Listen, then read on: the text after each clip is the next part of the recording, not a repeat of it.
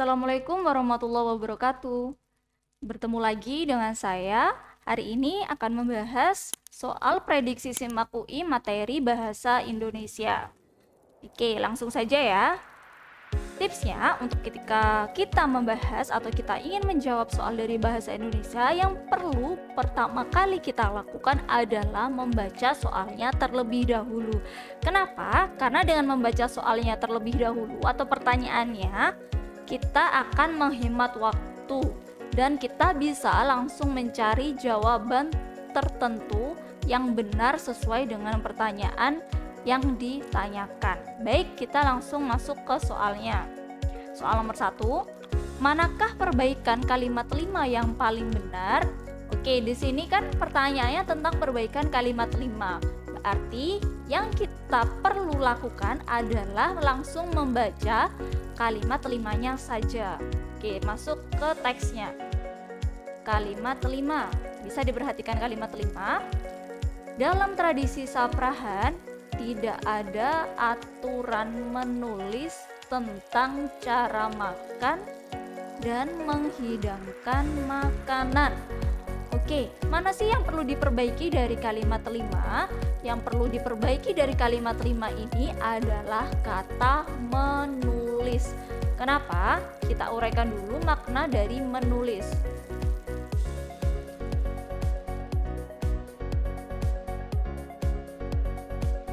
Kata menulis menurut KBBI maknanya adalah membuat huruf atau angka dan sebagainya dengan pena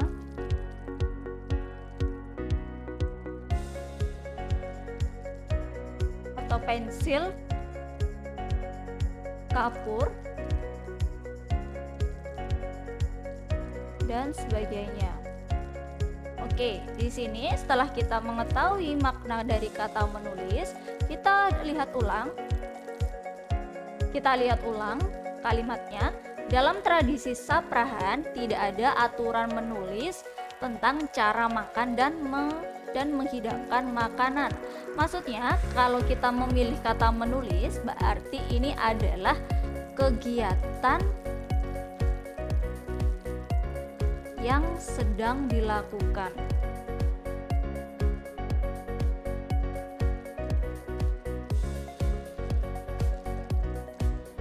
Sedangkan di sini adalah tentang tradisi Saprahan dan aturan. Berarti maksudnya di sini aturannya itu sudah ada sejak dahulu.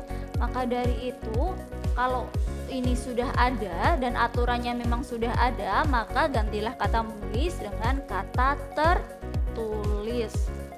Karena maknanya tertulis itu apa? Tertulis maknanya adalah sesuatu yang sudah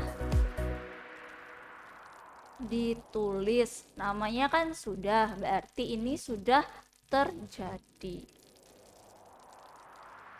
Jadi begitu ya, karena ini adalah aturan yang memang sudah ada sebelumnya, maka kegiatannya memang sudah terjadi. Baik, kita lihat pilihan ganda.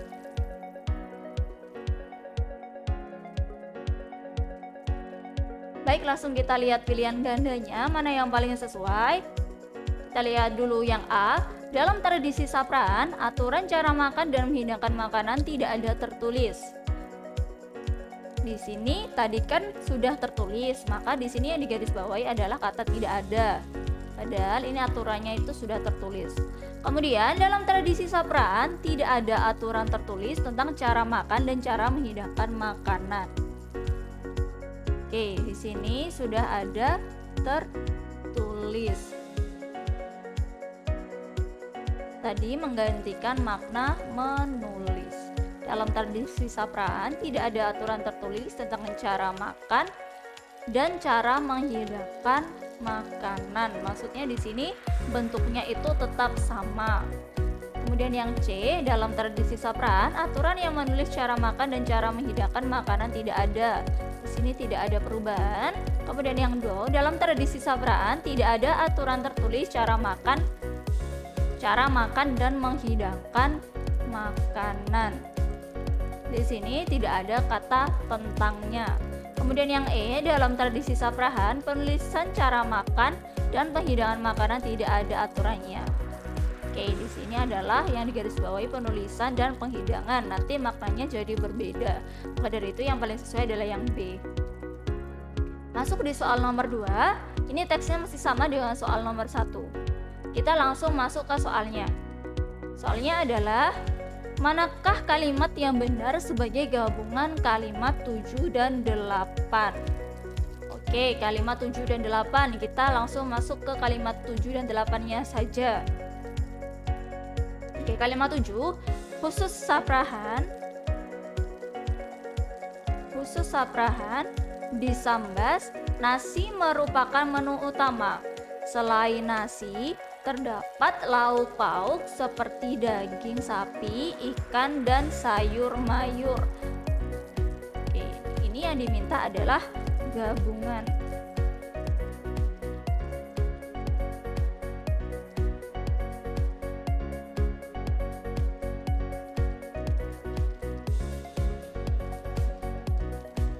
Gabungan kalimat. Kalau kita menggabungkan kalimat, gabungkan dengan konjungsi atau kata hubung.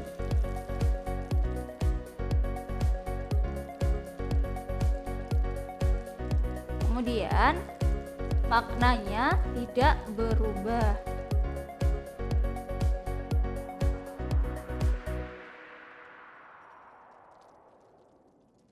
Kalau kita lihat dari kalimat 8 dan kalimat 7, khusus Saprahan di sini khusus Saprahan disambas, nasi merupakan menu utama. Selain nasi, terdapat lauk pauk seperti daging sapi, ikan, dan sayur mayur. Di sini ada pengulangan kata nasi di kalimat 7 dan kata nasi di kalimat 8. Maka dari itu tidak perlu mengulang lagi kata nasi, cukup dijadikan satu kata nanti. Karena apa? Agar tidak pemborosan kata. Jadi kemudian ini menggabungkannya menggunakan konjungsi selain.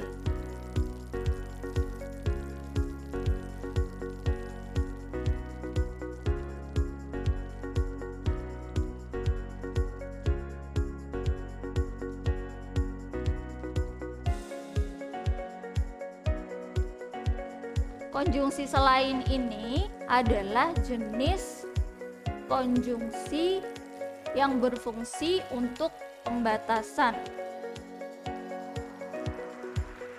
Jenis konjungsi pembatasan maksudnya adalah pembatasan, jadi pembahasannya itu dibatasi. Misal di sini yang dibahas adalah tentang nasi, jadi hanya tentang nasi saja yang dibahas.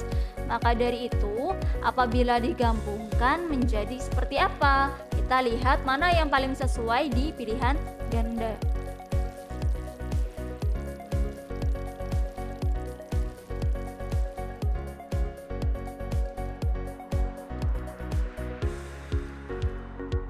Kita lihat mana yang sesuai sama pilihan gandanya. Kalau yang A, khusus Saprahan disambas, nasi yang merupakan menu utama kemudian ditambah dengan lauk pauk seperti daging, sapi, ikan, dan sayur mayur. Oke, ini ditambahkan konjungsi yang. Konjungsi yang tidak boleh berada sebelum predikat. Ini kan predikat. Ini adalah subjek. Nanti dia tidak punya predikat, maka dari itu tidak boleh ada konjungsi yang. Kemudian yang B, khusus Saprahan disambas, nasi merupakan menu utama dan ditambah dengan lauk pauk seperti daging sapi, ikan, dan sayur mayur. Oke, tadi kan di sini kalau merupakan ini adalah berfungsi untuk penjelasan. Sedangkan yang dibahas itu hanya nasi, maka bukan maksud dari nasi atau pengertian dari nasi, tapi pembatasan tentang nasi itu. Kemudian di sini ada dua konjungsi dan. Konjungsi dan ini tidak boleh ada dalam satu kalimat. Nanti kalau menggunakan konjungsi dan pasangannya adalah serta. Kemudian yang C, khusus Saprahan disambas, selain nasi yang merupakan menu utama, ditambah lauk pauk seperti daging, sapi, ikan, dan sayur mayur.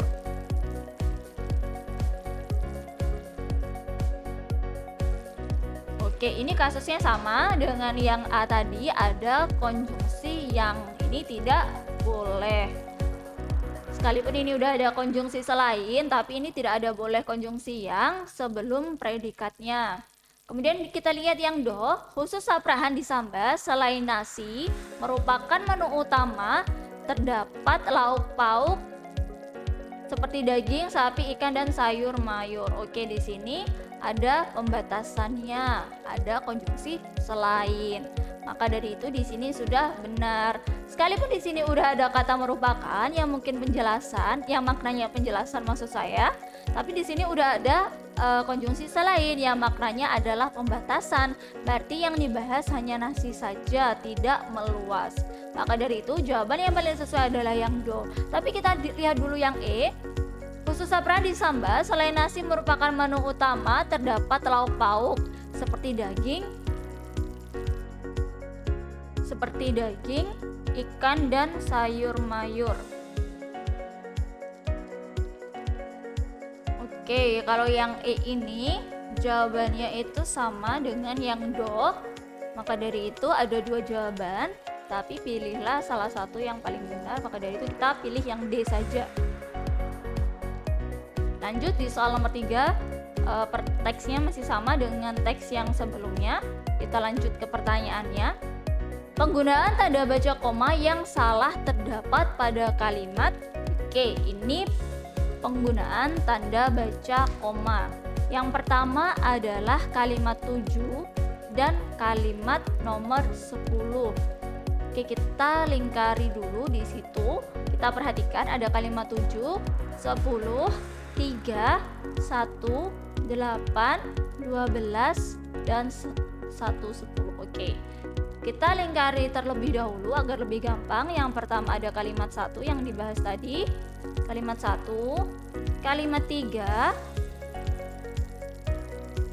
kalimat 7, kalimat 8,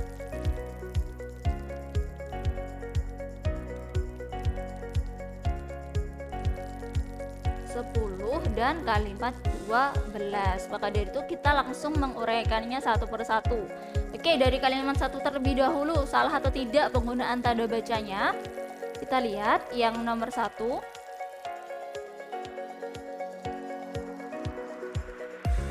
Yang ini tolong dikat ya, Mas. Oke, tanda baca koma yang ditanyakan pertama nomor 1, tradisi saprahan di Sambas, Kalimantan Barat merupakan adat istiadat Melayu. Di sini tanda komanya ada setelah Kalimantan Barat dan sebelum kata merupakan. Oke, di sini penggunaannya komanya salah ya. Kenapa? Sebelum merupakan tidak boleh ada tanda koma. Merupakan kan termasuk konjungsi nih. Berarti di sini sebelum konjungsi merupakan tidak boleh ada tanda koma. Selain itu, alasan yang kedua, karena ini tradisi saprahan di Sambas, Kalimantan Barat merupakan subjek dan di sini adalah predikat. Merupakan di sini predikat, maka antara subjek dan predikat tidak boleh dipisahkan koma. Antara subjek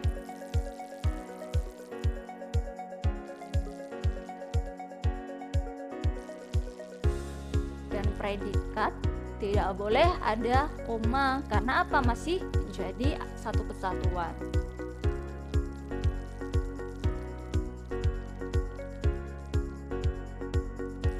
Lanjut di nomor 3, kalimat 3.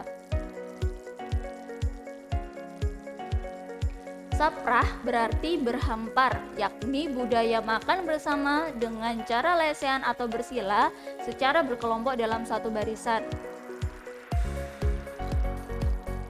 Oke, ada koma sebelum yakni, ini sudah benar. Sebelum konjungsi yakni harus ada koma.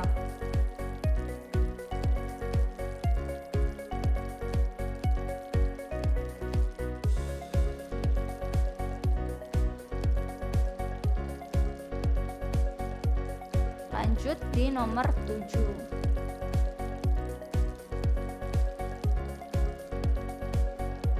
Khusus Saprahan di Sambas, nasi merupakan menu utama. Oke, di sini ada koma sebelum kata nasi.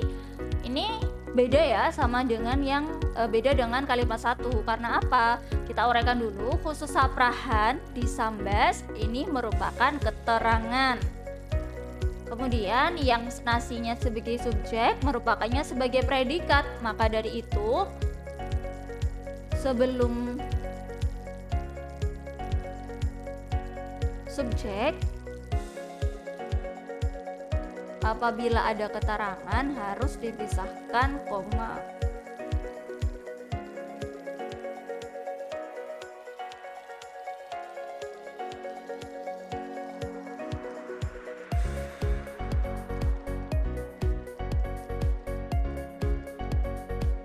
Oke, nomor 8. Selain nasi, terdapat lauk pauk seperti daging, ikan, dan sayur mayur. Di sini ada koma selain nasi, terdapat lauk pauk seperti daging sapi, ikan dan sayur. Di sini selain nasi, di sini kan pembatasan ya. Pembatasan, maka dari itu ada nasi, kemudian lauk pauk seperti daging sapi, ikan dan sayur mayur. Maka dari itu di sini karena pembatasan untuk menjelaskan pemerincian, maka dari itu harus ada komanya.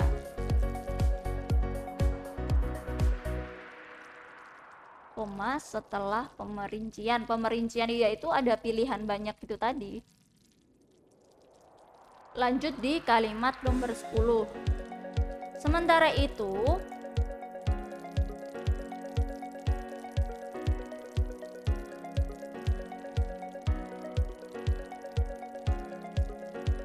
itu, lauk pauk yang dihidangkan biasanya terdiri atas piring yang diartikan sebagai rukun Islam. Oke, di sini ada koma setelah sementara itu, benar ya, karena ini adalah konjungsi. Lauk pauk yang dihidangkan biasanya ini merupakan sebagai keterangan terdiri atas piring. Nah, ini koma sebelum kata yang itu tidak boleh, maka salah. Koma sebelum kata yang itu tidak boleh. Jadi sebelum kata yang tidak boleh ada koma.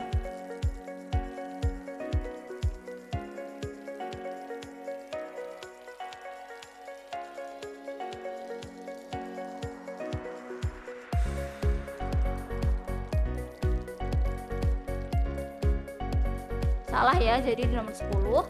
Kemudian 12, biasanya saprahan diadakan ketika ada acara pernikahan, syukuran, selamatan, dan tahlilan. Oke, ini ada koma sebelum atau sesudahnya keterangan, koma sesudah konjungsi atau sesudah keterangan, sesudah konjungsi, kemudian koma untuk pemerincian. Berarti benar ya. Berarti yang salah tadi nomor berapa? Nomor 1 dan 10. Nomor 1.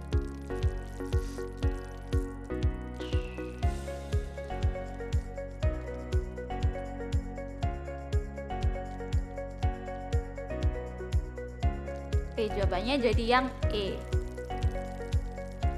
Lanjut soal nomor 4. Kita baca soalnya terlebih dahulu. Kalimat yang tidak efektif dalam paragraf di atas adalah, oke, ini ada yang ditanyakan di kalimat tidak efektif. Ini ada langsung pilihan ganda untuk nomor kalimatnya, berarti kita tidak perlu membaca soalnya keseluruhan. Oke, kalimat efektif, saya jelaskan terlebih dahulu. Kalimat efektif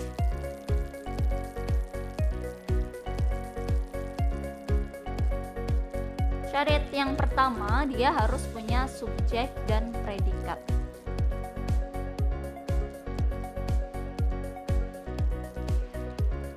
Syarat yang kedua, maknanya harus lugas. Lugas itu apa? Jelas. Yang kedua itu logis, maknanya itu masuk akal. Kemudian yang keempat, dia harus hemat kata alias tidak boros. Kemudian yang kelima, sesuai dengan kaidah QEB.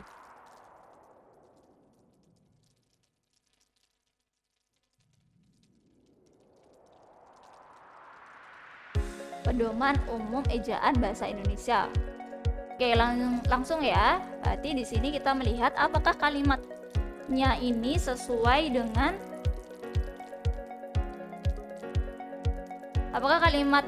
di kalimat nomor 5, 2, 3, 4, 1 sesuai dengan syarat-syarat yang ditentukan oleh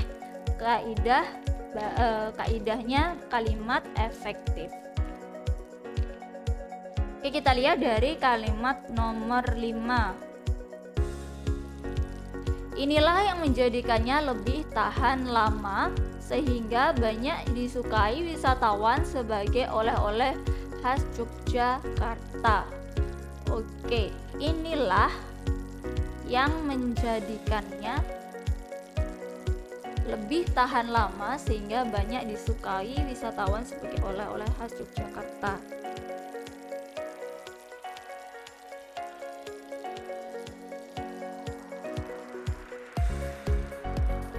Oke, kalimat 5 ini kita uraikan. Kalimat 5 ini dia tidak punya subjek. Karena apa? Ini masuk ke dalam keterangan.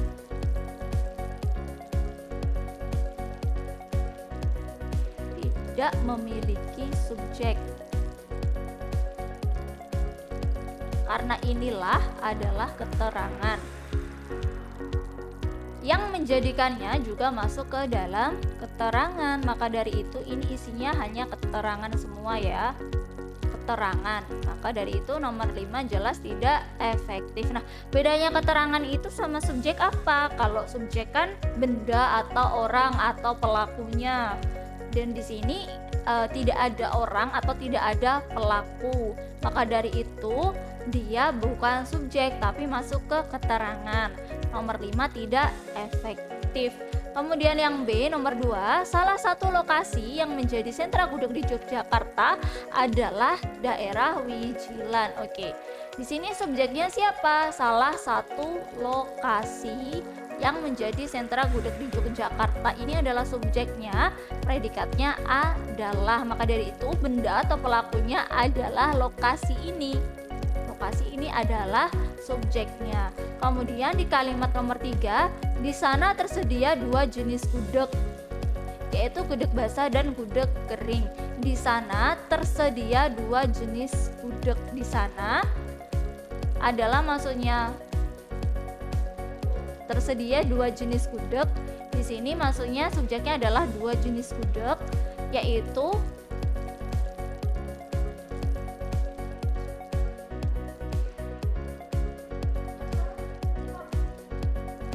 bakso. Oke, cut ya Mas ya. Lanjut. Tahu pentol. Pentolnya cilik-cilik 5.000. Duit kemolo. Wih tok wis. Duduh tok sithik. Enggak usah mie, enggak usah gubis. Bumbu sambal tok, Oke. Yang tadi cut tolong di-cut, sekarang lanjut. 2 jenis gudeg. Oke, di sini maksudnya adalah subjeknya. Kemudian di sini adalah predikatnya. Jadi punya ya sama-sama.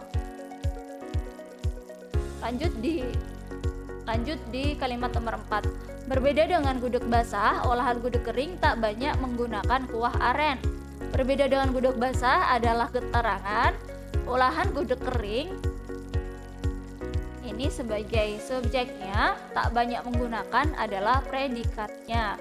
Nah, nomor 1, di kota pelajar ini sebagai keterangan, warung makan ini adalah sebagai subjek, menyediakan adalah sebagai predikat. Jadi yang jelas Oke, jelas ya, nomor 5 tidak efektif.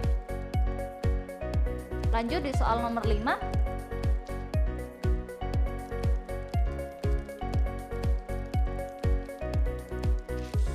Oke, kita masuk di pertanyaannya.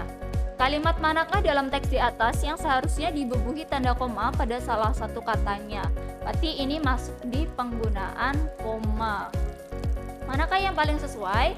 Kenapa sih koma dibutuhkan? Pertama, tanda koma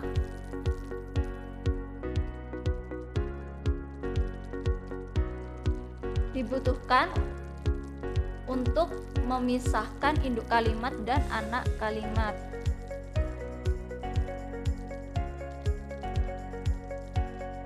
Induk dan anak kalimat.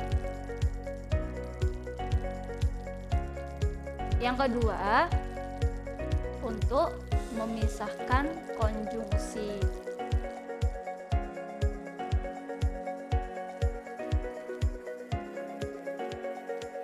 Dengan kalimat inti.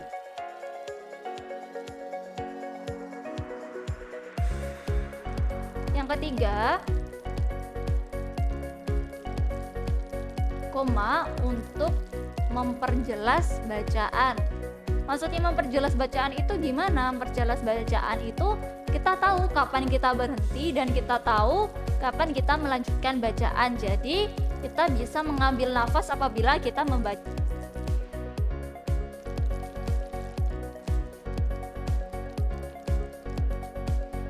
Apabila kita membaca sebuah bacaan. Oke, dilihat dari kalimat 4. Hal tersebut membuat seseorang lebih terhubung dengan dunia. Oke, hal tersebut membuat seseorang lebih terhubung dengan dunia. Di sini tidak perlu dibubuhkan tanda koma karena di sini ada satu kalimat utuh. Kemudian kalimat 3, memotret berkaitan dengan aktivitas offline lainnya seperti berjalan kaki dan mengamati sekitar. Oke, sebelum konjungsi seperti itu harus ada koma.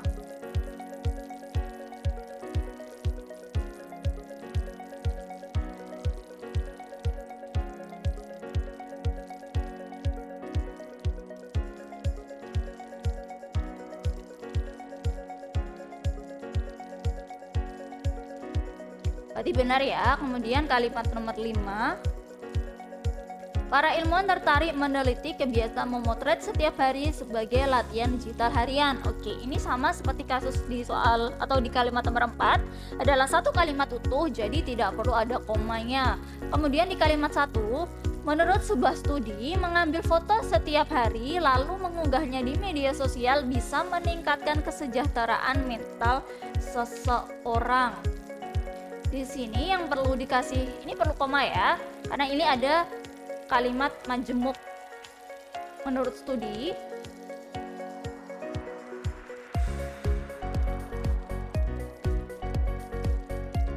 ini adalah memisahkan dengan kalimat intinya, kemudian mengunggahnya di media sosial berhenti. Di sini koma agar apa? Mudah ketika membacanya.